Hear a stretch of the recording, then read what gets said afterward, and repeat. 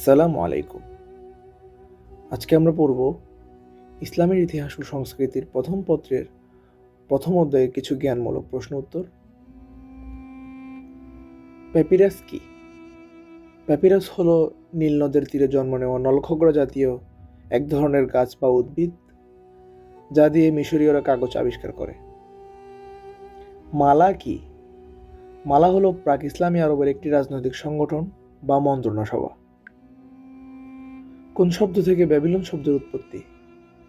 বাবইল শব্দ থেকে ব্যাবিলন শব্দের উৎপত্তি। হুদায়বিয়ার সন্ধি কত সালে স্বাক্ষরিত হয়? হুদায়বিয়ার সন্ধি 628 খ্রিস্টাব্দে স্বাক্ষরিত হয়। ইয়েমেন শব্দের অর্থ কি? ইয়েমেন শব্দের অর্থ সুখী বা সৌভাগ্যবান। মেমফিস কি? মেমফিস একটি ড্রামা যা প্রাচীন মিশরীয় সাহিত্যকর্মের নিদর্শন বহন করে। ইয়েমেন শব্দের অর্থ কি? ইয়েমেন শব্দের অর্থ সুখী বা সৌভাগ্যবান। জিগুরাত কিসের নাম? জিগুরাত সুমেরীয়দের প্রধান ধর্ম মন্দিরের নাম।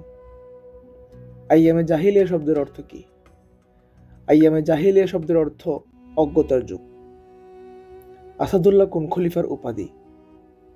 আসাদুল্লাহ হযরত আলী রাদিয়াল্লাহু তাআলা আনহুর উপাধি। প্রাক ইসলামী আরবের শ্রেষ্ঠ কবি কে ছিলেন? প্রাক ইসলামী আরবের শ্রেষ্ঠ কবি ছিলেন ইমরুল কায়েস।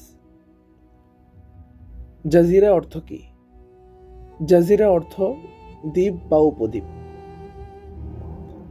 জাজিরাতুল আরব অর্থ কি? জাজিরাতুল আরব অর্থ আরব উপদ্বীপ। পিরামিড কি?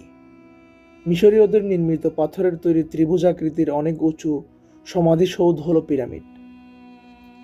কে মিশরকে নীল নদের দান বলেছেন? গ্রিক ঐতিহাসিক হেরোডোটাস মিশরকে নীল নদের দান বলেছেন। গাছের রানী বলা হয় কোন গাছকে? খেজুর গাছকে গাছের রানী বলা হয়। মিশরীয় লিখন পদ্ধতির নাম কি? মিশরীয় লিখন পদ্ধতির নাম হায়ারোগ্লিফিক। প্যাপিরাস কি?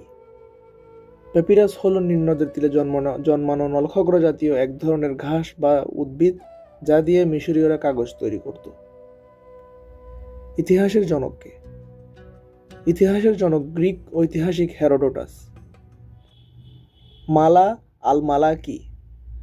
প্রাক ইসলামী আরবের রাজনৈতিক সংগঠন বা মন্ত্রণা সভা মালা নামে পরিচিত ছিল, যেটি মক্কায় বিদ্যমান গোত্রীয় ভারসাম্য রক্ষায় কাজ করত। ধন্যবাদ।